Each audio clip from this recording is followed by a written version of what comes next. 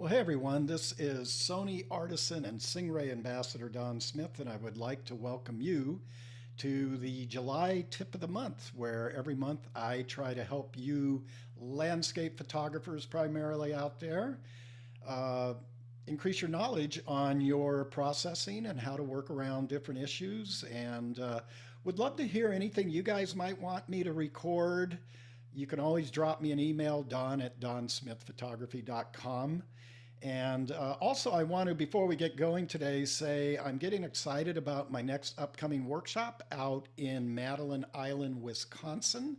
This is going to be August 2nd through 6th, and I will be a guest instructor for the Madeline Island School of the Arts. And we are going to be doing a 5-day workshop out there called The Magic of Landscape Photography. As of this recording, there are still a couple of openings left, and we'd love to see you guys out there. We're going to have a blast. It's a beautiful facility, a beautiful teaching area. I just can't say enough nice things about the place. The staff is super friendly. And so I hope to see you out there August 2nd through 6th. Today I wanted to teach you a little bit about motion. And primarily, if you wanted to change the motion after the fact, can it be done? And the answer is yes. As long as you've watched my June tip of the month and got kind of a rudimentary understanding of layers and masks in Photoshop. And then we're going to apply a filter. And the cool thing is, with any filter we apply, third party or in Photoshop, we can use it globally or we can just mask in sections. So what I want to do in this video is show you how I can take this waterfall, which was, let's go over and check out what I shot this at. And I know I shot this all the way back in 2003, 19 years ago. That young lady sitting on the rock is my wife, Barry. That young boy is my oldest son, Rob, who's now 26. Way over in the shadows here, you probably can't see him, is Aaron. And I don't know who these people are. We're going to get all these people out of the picture. But what I really wanted to show you is how I can turn, after the effect, a frozen waterfall, which I shot, if you look up here, with a 20 to 35 millimeter lens, f13, 1/500th of a second, how I can unfreeze that now without having to go back out with my neutral density filters. And by the way, I always use Singh-Ray more slow neutral densities. I think they're the coolest neutral densities on the market. I always have with me a 5-stop, a 10-stop, and yeah, I even carry a 20-stop, because a lot of times you're going to be out in sunny days like this. I wouldn't be able to get this mist effect, this kind of mist bow effect, unless I was shooting in bright sunshine. So I'm always carrying those three, and I've got my code up here on the screen. So you can go to Singh-Ray's site and at checkout, plug that code in, and you're going to get 10% off. So how do I change this, though, from 19 years ago when I didn't have my filters with me, and I just don't have time to go back to Mammoth this year and reshoot that? Well, I'm going to go ahead and open this up in the Photoshop, and I'm going to show you how fun and how easy this really is to do.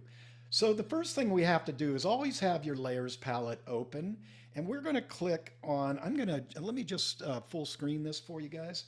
We're going to go ahead and click on Command and J. I'm on a Mac, and now what that's done is it's just duplicated my layer. I could turn off my background, and I just have a duplicate copy, perfectly aligned, is which we want to work on this image. And before I go any further, actually, I'm going to trash this layer. I want to first set up the scene. This was captured in Devil's Postpile National Monument, which is located below the Mammoth Mountain Ski Resort area in beautiful Mammoth Lakes, California, on the eastern side of the Sierra Nevada mountains. And usually from late spring to early fall, you can access in. There's a beautiful trail.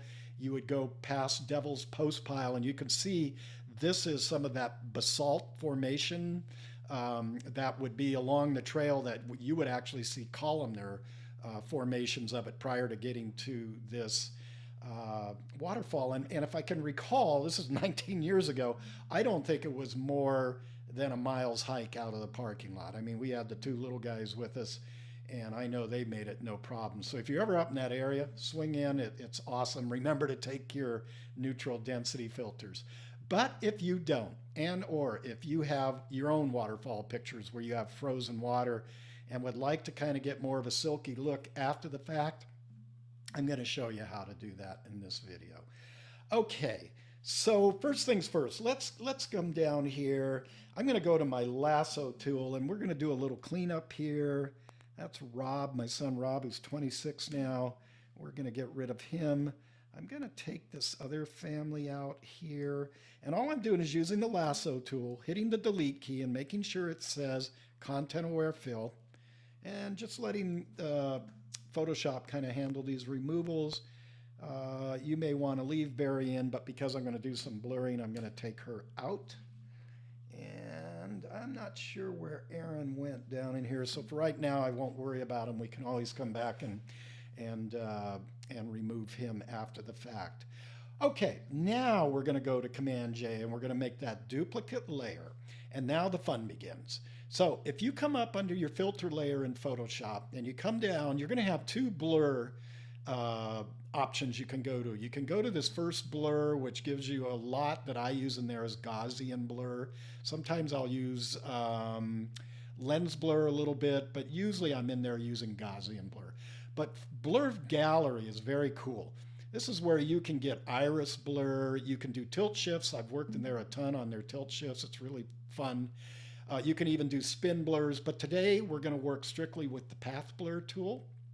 So let's get to work. Let's click on that. And when it first opens, everything's going to get, if you look up here, there's really only two sliders, which makes this very, very easy. I could do a rear sync flash effect, but for this, I'm just doing a basic blur. And this is your speed, the amount of blur you want, and then a taper, which kind of goes back in and it just defines the edges a little bit and gives you a little definition. So by default, you'll always get an arrow that pops up, and like any tool in Photoshop, if you grab on the white, you can move it, and then you want to place the arrow. And what I want to do is I'm going to just kind of swing it out in this direction, and I'm going to stay above this misbow because I don't want, you can see if I blur the misbow, you're not going to even know it's a misbow. So we're going to have to work this in sections. Now, the cool thing is I can click on this line anywhere I want, and I can bend it to kind of go with the formation of the falls. Okay, so I'm just sort of working around. It doesn't have to be perfect. And that would be my first place I would put an arrow. I'm going to come down and do a second one. You can see this little thumbtack icon with a plus symbol. And I think I will just bring that down straight to the misbow. And I'm going to put one over here on the edge, kind of coming in this direction. And this one, we will click the line and we will definitely kind of move this guy around in the shape of the edge of that waterfall. I may come up here and I may add another one right there. And it doesn't have to be perfect. I could even come in here and add another one down in there. I think that might be overkill, but you get the idea. And we're going to have to work this in sections. So the first section is just the waterfall and the white water here. And again, trying to keep these arrows. I'm going to click on this to end that so it becomes an arrow, and the same here and the same here. Without clicking on it, you could extend that line. And you see it's updating every time I do that. So now I'm going to go ahead and click the OK button. And it's up there on the layer. So that's what's underneath our frozen shot, and that's what's above. So now you guys know, if you've been following my videos, you're just going to add a layer mask, which by default always comes up at white. And then Command I. I'm forgetting these keystrokes because I want to show you another way of doing this. If you have the Tony Kuiper TK7 panel, let me back out of that. Right there, that little icon that's hidden right there next to the plus minus, that will turn any white mask into a black mask. So now what I need to do, the next step, is tap B for brush. And I'm going to come up here and I'm going to make the opacity 100. I might turn the flow down to about 50 and I can paint this in sections. And we're going to tap the brush up using the bracket keys. And you can see when I'm stroking, nothing's happening. You know why? Because black is up. So I'm just going to reverse that. And now I can start painting in my silky water. And I'm going to come all the way down here and just come to the top. I don't want to paint into that misbow. I want to keep that alone. And then I'm going to lower down this brush, make it a little smaller, and we'll just come up along the edges. If you spill over, it's not a problem because with a mask, you just continually flip from white to black and you can paint in, paint out to your heart's content. And I kind of like that effect, but let's take the flow up all the way and see what it would look like. And yeah, I'm getting just a little bit more out of that, which I think I really, really like. Okay, so that's step number one. And you can see, here's the mask. So what's white is being revealed and what's black is being hidden. So I told you we're going to have to work in steps. So the next step I want to do is up here on top. So what I'm going to do is we're going to come back over to the filter, but when we come down, Blur Gallery has been grayed out. So what do? Well, I taught you last month that we have to create something called a stamp layer, if that ever happens. And the way you do it on a Mac, it's Shift Option Command I. No, I'm sorry, I don't want the ITPC. Shift Option Command E, not I. I got too many shortcuts in my head. Now, when I go back up under Filter and I come down to Blur Gallery, you can see that everything is activated again. So this one's pretty simple. I'm going to take this guy and we'll move. Let's just delete that. We can just add one in. It'd be easier. They always give you a default one, so I'm going to add one to there. And I'm going to push it up, and then we'll just add a second one to there. And I'm going to bend that guy up a little bit so we get the curvature of the water, and we'll click OK. All right, same thing. We're going to add a mask, and we're going to Command I to make it black. And then we are making sure we have a white brush. And the flow, we're up 100 and 100 on the opacity and the flow. And we'll just paint this in. And you can see over here, you sharp-eyed people, that I came up in the rock. So that's good, because now I'm just going to tap the X key and go to the black mask and paint that back out. So if you're like me, you color crayon outside the lines, don't worry about it, because you can flip that mask over. And now we're getting a pretty cool effect, okay? From all the way from the river over the falls up to the misbow. So now we're going to have to add another stamp layer. And we're going to go up again, and this time we're going to work below the misbow. So I'm going to come down to my Blur Gallery, come down to my Path Blur, and I'm going to delete that guy out of there so I don't forget him. And I'm going to add one going this way, and I'm going to add one here. You can add as many of these as you want. There's no limit on it. I want that extended all the way out. I'm going to add another one here, and then I'm going to add one over here that will kind of bend around a little bit. I want to extend that up into there, and then bend it here, and you know where I'm going with this. We're trying to just curve it around the edge of that bank.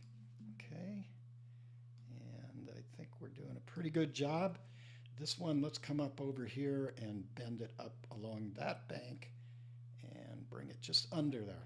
So we've got actually 5 path points now. I can extend this one up just under. I don't want to cross over into the misbow, which I did right there, so I'm going to pull that guy down. All right, let's go to OK.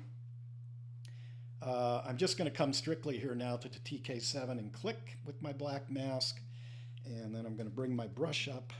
And as I start brushing, I'm going to brush away. Whoops, we got to flip the mask. It's black, so I got to flip to white. You're going to see those logs start to blur, but that's okay. And I'm going to talk about that. That's an effect of the blur. Now, personally, I'm just going to make that right there because that didn't quite complete all the way over there. So it's, let me go back. Yeah, that misbow's completing about right in there. So I'd rather just go ahead and take that down and that down, paint along the side. Okay, now we have this mask activated. There's a white outline on this mask, so it's still activated. So what I'm going to do is I'm going to lower the flow down to about, again, around 40. I'm going to shrink that brush way down, and I'm going to flip the mask, and we're going to paint that log back in. Now, this is totally up to you guys. If you wanted to give the illusion of the mask being underwater, you would leave it alone, or the log, excuse me. But if you want that log to show, you would just paint down to what's underneath there. Okay, so we're getting a pretty cool effect here going from that all the way to that. We've pretty much done it. I want to add one more stamp layer because I want to even speed up the exit of this water just a little bit more. So once again, blur gallery, path blur. I'm going to delete that guy so I don't forget about him. And this time I'm not going to worry about being so perfect. I'm going to stay away from that log. I'm going to stay underneath this log. I'm just trying to get the exit of the water to speed up. Okay? And so my eye is just going to focus in around these where I've got these blue path lines drawn, and I'm going to increase the speed like so. You don't have to be perfect because we still have the opacity on the layer when we exit. And I'm going to bump up the taper a little bit, and I think that's going to look pretty cool. Let's click OK, and we'll add our black mask. And now flip this over to make sure white. We want to paint in with white. And I'm going to bring the brush tool up, and we're going to make that nice and fast down in there and staying away from that log. Okay, and I can even come up in here. So now you can see that's what it was. That's where it's at. And like I said, you're always on an opacity layer here, so you could split the difference if you wanted after the fact. So I'll always go a little bit beyond what I want to do, maybe about right in there, because I'm still keeping that a little bit of better definition, especially up here in this white water. Okay, so now I'm going to go ahead and I'm going to hold down the keys Command Shift E, and that's going to flatten all of that. Because what I want to do now is treat this as a single file. And the first thing I'm going to do is I'm going to treat this as, okay, I was out there and I shot this with my neutral density, my 10-stop more slow from Singh-Ray. And I'm going to come back and reopen Adobe Camera Raw. And I can do this through the Tony Kuiper panel or go up under filter and it would be up there. Now, the important thing to know, even though it looks like you're going back into the raw processor, you're not. You're on a filter that looks identical to Adobe Camera Raw, but it's working on just this single layer. So you're not at the base pixels like in an actual raw file. And the way you would always know if you forget is look over here and see anywhere if there's a crop tool. And if there's not a crop tool, you're in a filter. Okay, that's just a little tip to kind of remember. So what I'm going to do now is I'm going to check my white and black points like I would normally do. And we'll check the blacks there. And I think I'm going to open up those shadows in there, and that reveals Aaron down in there, but we'll go clone them out here in a minute. And I think that's looking pretty good. I'm going to go ahead and click OK.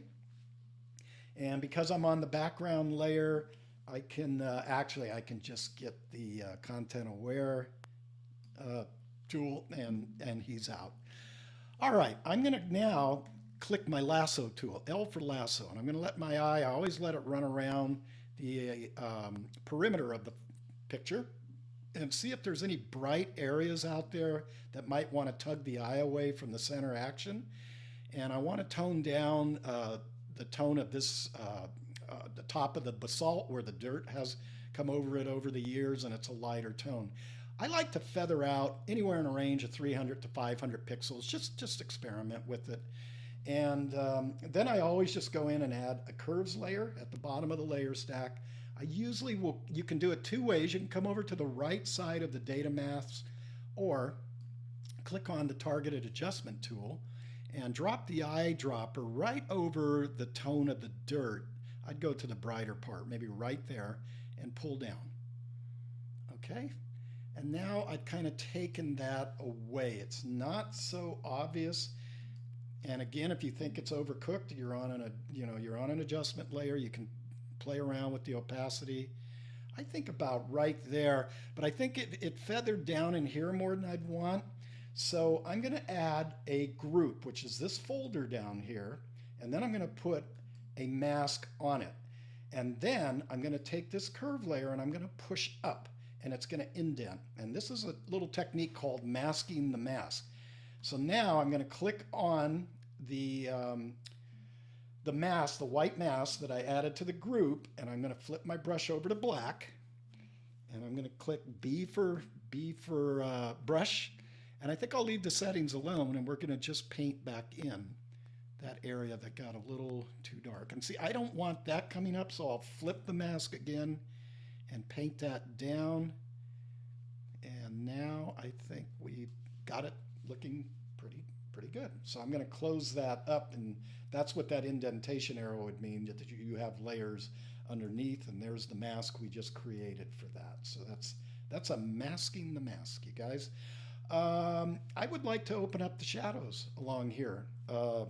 So a couple ways you can do this. I think the easiest way in this situation is just, again, draw a little lasso tool. I'm going to right click and I'm going to feather that. Again, 500 pixels. Go to a curves. These are just what I call basic luminosity mask. Grab your targeted adjustment, drop it in there, and just open that up a little bit to taste. Okay, so that's starting to look pretty cool now. We can go from there to there. We're treating it as a single file. I may even want to add a little contrast in here so I don't have to recreate the mask. I would come down to this simple little brightness contrast tool. I think it's overlooked in Photoshop. Hold the Option and click the mask below that you just created and push it up. And now I can take the contrast and add a little contrast in there. And I can even brighten it up. See how simple that is? I'm not recreating the wheel again. Keep things simple, you guys. It's really, really easy. And the last thing I'm going to do, I always love Tony's burning and dodging tools. So I'm going to create a dodge layer, and I'm going to take the flow down. I'm going to keep the opacity at 100%, but I'm going to take the flow down to 10, and 12 is good enough. And I like to always build the effect in. I think these rocks are a little hot down here, and I don't like those greens right on the edges, so we just kind of take those down. Maybe right up in here I can burn back into those trees, and I think right up in there I want to burn that little strip. And again, I'm looking at edges right up in here. And you know what? Now I think we got it. Let's flatten this. Command, Shift, and E on a Mac. And I'm going to go all the way back to history. And that's where we started with our frozen shot of the waterfall with my family and those other nice people in there, and a shadow blocked up on the right and this highlight too much. And just messing around, especially with the water effect and balancing the picture. Now I think we got a really cool shot where I would say, you know what, maybe I don't have to rush back to Rainbow Falls anytime soon, because I've got a kind of a cool effect going here. I'm sure all of you have plenty of pictures of waterfalls, and I'm thinking of instances, especially when we go into forests area, especially during the fall and the springtime, and we're photographing waterfalls up around the Columbia River Gorge area, and it's dark in there. You're in a shadowed indirect light area, and the wind's blowing, so you're kind of in a quandary, right? If you go at the slow shutter speed to get the water, you're going to get blurry leaves. So the cool thing you can do there is take two exposures and blend them like I showed you in last month's video. But if you forget and you do it one and done, then you can always come back to the computer and kind of you know do it after the fact. So I hope this video has helped you out. It's given you a reason to think about not just this filter, but all your filters, all your third-party filters, your NIC filters. There's just so many really cool filters that we can play with, but you don't have to apply them globally with the beauty of masks. You can apply them and paint them in just to the areas of the photos you want, and you can take something like this and have a lot of fun with it. Okay, so until next month in August, I will be right back at you giving you another tip. And if you guys have anything you would like me to do a video on, I'm always open for ideas. You can send me an email at don@donsmithphotography. I can't guarantee I'll do it on all of them, but I do keep a little folder of tip ideas, and every once in a while, if it's your suggestion, I will mention you, and I'll show you how we go about, with my knowledge of Photoshop, how we go about doing it. So until next month, get out there with your cameras, keep shooting, you guys. I'm hoping you're having a great summer. Stay safe, and we'll talk to you next month.